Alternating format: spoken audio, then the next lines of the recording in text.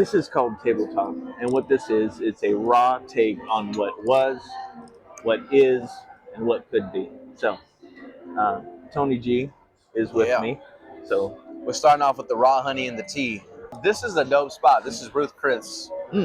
I've only heard it in rap songs, but never experienced it in real life. Look at this.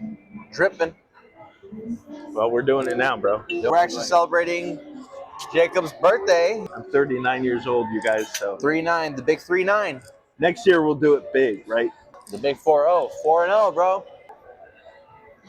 Tony, how long you been doing this? So I've been in Boise since June 10th of 2010. Okay. So I've been here for like 15 years now. So coming up on my 15th year here in Boise. Previous to that was in East LA and was doing some music there. Oh, food just in time. Here in this place, beautiful place, Boise. And I've written music for, for a few years before that. I was writing like on my pastime. Wait. Ever since I was about 13. Never really took it serious. If I'm being like 100% real, and this is table talk, so we're just keeping it 100,000%. I was just too lazy to like learn an instrument.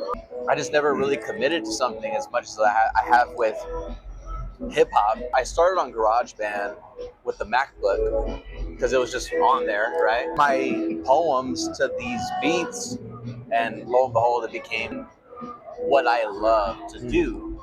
And that became something that I was consistent about more than like with instruments and stuff. I wanted to make something similar to Immortal Technique, Dancing with the Devil, right. Eternally Bleeding, all these different tracks, right? And it was so deep and powerful, and I loved it. So I wrote a few poems that kind of like mimic that style of deep storytelling and stuff. Born in the West Coast, so it's like that's like the main influence you get. Came up here and I didn't have to worry about looking over my shoulder and like locking my doors and theft, right? It's a whole different vibe down there, man. Whole different vibe. I mean, like literally, I've never had a single bike not stolen from me. I've always had every single bike stolen from me as a kid. Every single one. So I didn't have to worry about that here. So one, my mind wasn't constantly preoccupied with worrying about stuff like that, and I think that's what allowed me to really blossom into the artist, Tony G, that we now know. Yep. It still feels like just the start, because it is. Every year, it's like I'm shedding my skin every year and like really growing. I like that. One, I feel younger every year. I look it, and my music just gets like ages like fine water. Yes. I know a little bit of history. Yeah. About the scene. And this is what Table Talk is. It's history of the Treasure Valley and artists like Tony G who've been here quite a while. How did you being on stage start? It started by being on Facebook, adding different rappers. Rappers are easy to find. All you gotta do is just type in rapper. And somebody will come up. See that they're from Boise or Idaho in general. Add them, add their friends. Everybody's holding a microphone in their pictures back then. Still some now. Yeah. Did that to start with. Then I was looking at like naturally being friends with somebody on social media. You're gonna see their posts, their feed, and what the flyers is Tom Graney's. Oh, the Crux. Oh, the Reef. Oh, this and that. Like different venues, right? I just simply hit up the artist. Hey, how can I get on the show? It's like a showcase, artist showcase. Essentially, I just added that person, and then I just would go to these places. Like the first spot that I ever performed at was the Crux, which is now Barbarian Brewery. Used to be a coffee spot mixed with like a stage. I got on that show. I would look at what's happening. Who is running the show? I go up to him. I'm not sure exactly how the introduction went. Introduce myself. Let's connect. Cool. He had a studio. I can do it on a professional level. Then in this town, not have to go to LA. Right? Kept doing the shows. Kept doing it. Got connected with the DJs. Got connected with the engineer, the front of the house. So that's how I really got in the scene. It was it was great while it was, um, and me being the person that learns from mistakes and what other people do, it was really quick. I was really quick to learn what not to do. It was great because like while it was happening, I was getting put onto shows. I was getting introduced to what engineering was and producing and recording and like being around other artists that are hungry. So there was a lot of good stuff that was happening. Just individual personal choices that were made impacts a lot of people, especially if you're supposed to be the leader. Right. It'll fuck up the whole shit. It's a top down system, and especially when you're working with other creatives, and especially if you have somebody that's supposed to be like that has responsibilities. These people, they had responsibilities to the artist Mm. in one way or another, whether it be contractually or just by word, and it didn't happen. That frustration led to me, like many other people, reaching out to different studios. Maybe we figured that shit out ourselves, right? I still have that same laptop from back then, 2014, and it's still working. And that's why this is happening, right? I want to learn, and I want other people to learn, like Yeah. what it was like, and what could promoters do differently now. How can I do my job better? How can I better serve artists? How, those are my interests. The first thing that promoters did very well back in the day is they were out in the streets. They were out there passing around flyers. There still are people that do that. Those are the good ones. Right. But people lost the art of the hustle, going out in front of people. Now, there is another side of that. People get tired of it. People don't want to be sold. I think a part of it is that people think it's maybe cringy or it's not necessary because they have social media. So I think they lost touch of that. Another thing is having 10 fucking 10 20 rappers on a bill. So it's different with a festival. Yeah, right. Like break the silence. But Yeah. if it's like a concert, it's like, dude, it's boring for the audience waiting for the artist to perform. Right. It's boring. It's annoying. You don't want to be there. That's why these shows are dead. They're dead because there's 100 fucking rappers on a bill. And I understand the necessity at times on the business side of things of having to have artists on there to drive sales. I actually like it. Not for every show. It really depends on the scenario because what a slot fee essentially is doing is that you're putting an artist is paying money to get onto a show that potentially already has an audience built into it, or they have a headliner. They can credit saying, I opened up for so and so. There's value in that. Now, if you don't capitalize on that time that you have on stage and like really perform well, mention your name a few times, beginning, middle, end, engage with people, make that connection. Just because you buy onto a slot doesn't mean that you're gonna blow up. Just like if you buy the best equipment, you're not gonna make a great song unless you know what you're doing. Same exact principles. And as an artist that has and will continue to buy onto slots when necessary, I see it as a way. It's like, cool, it holds me accountable to that show.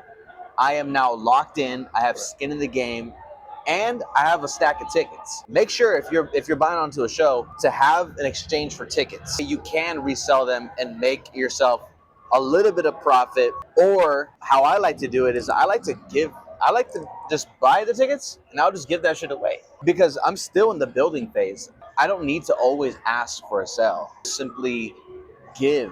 The connection that I build with people on a human level is way more important to me than be like, yo, come out to my show. Now, have I done that? Yeah. Will I continue to do that? Yes. But I've started to shift away from that and being like, hey, if I can put up the money and you guys can come see me perform for free and I can kill that shit, great. You're there, you're in that moment with me, you're able to share history with me. Right.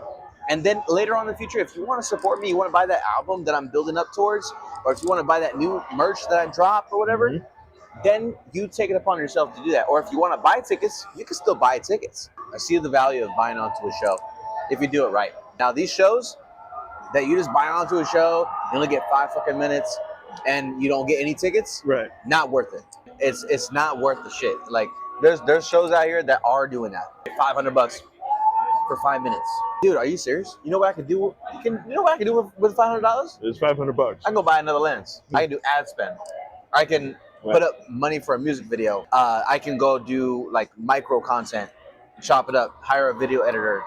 I can book a flight Reinvest to and in from yourself. LA. Exactly. $500 for 5 minutes, not worth it. The promoters out there that are doing that shit, y'all gotta cut that shit the fuck out. That right there is shady shit. That truly is not love for the artist. When I charge for a show, for a slot fee, you know what that comes with? It comes with only 4 other artists that are going to be on the show, first of all. Not no 10, 20 artists on the show. Right. Second of all, you're going to get content. I'm going to support you in the creation of the content. I'll edit that stuff. Whatever idea you want to do to promote the show and yourself as an artist, you're going to get that too. You're going to get the marketing and obviously a prime spot. Exactly. And you're not only just getting 5 minutes, you're going to get 15 to 20 minutes on average. Right? And if you do it right on stage and go out and do the right things, you got to get a stack of tickets. You got to push yourself to hustle. You got to get out there. You got to make an impression. You got to touch people's hands and shake their hands and say what's up and like connect on a human level. Build your fan base up, sell your tickets, give them away, whatever it is you got to do, but get people through the door and capitalize on the audience that's right there for you, especially if it's a headlining act.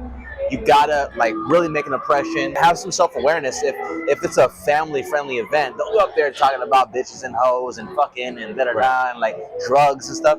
Be self-aware. If you know that this is a specific event, don't even buy on. Don't even waste your time, because most of those people, they're gonna tune out. They're gonna check out. They're not gonna fuck with you on a human level. They're there for their family, with their family sometimes, right? They're there with their kids. Right. They don't want their kids to listen to this trash. Be self-aware enough to like know when to buy on. Just be aware of the business side of it, because there is money that's being spent on the back end that you have to not worry about. You know, now, is your contribution to it important? Yes, it is important. You paying for that slot is what's helping the show come together. You don't even have to worry about going and renting speakers from Guitar Center or renting out a venue and communicating for days, weeks on end for the venues. Right. Like, that stuff actually happens. We know this. We know what it takes to book a show. Not even to include the communication with headliners. Now, thankfully, the headliner that we're working with now, King ISO, very easy to work with. Very easy people to work with. Couldn't have been better. Yeah. And a part of it is communication. So, slot fees, they're good and bad. You got to give people what they want. In Boise specifically, it's mainly people that are listening to pop culture, pop music, country. Now, there's a small scene in hip hop, small scene in like metal, small scene in EDM, right? There's these smaller scenes. Now, smaller is like these EDM shows are actually getting some people through the door. The only genre out here that isn't really popping on a local level is hip hop. I know that we can make shows pop out here. It comes down to the effort. I don't even really go to a lot of just for the headliner. I go for the artists on the local level. So as artists out there, go support other artists, regardless if you're on the bill or not. It's just one of those things that we have to do, and that we get to do, and not just have to do. Like we get to do that. Like we get to be a part of this culture as a guest in hip hop. I get to be a part of this, you know. So me going to these venues and supporting other artists that I'm not on the bill with, it's fine, because I'm making a connection with them. You gotta be able to take the best advantage of the situation, where it's like, cool, let me go shake the hands with the DJ, the promoter, with the venue, with the other artists, with the producers, with the fans, right? As artists, go out, support shows, regardless if you're on the bill or not. And for the people that are supporting the artists, thank you for doing that. Like that makes like a world of difference to see somebody in the audience that you know or that you don't know that connects with you, and it's like, yeah, they're like jamming out to you. That's like the best feeling ever. We're proud to to bottle up our pain, our happiness, our traumas, and all this stuff and share it with the world. So all the concert goers out there, thank you so much for buying tickets and showing up and having a good time. Artists out there, get your ass to the show, regardless if it's your show or not. Just keeping it real. Man, Tony G, thank you so much for joining me at Ruth Chris in Boise, Idaho for Yeah. Table Talk. All right, you Table guys, Talk. join in next time. Thank you, guys. Peace.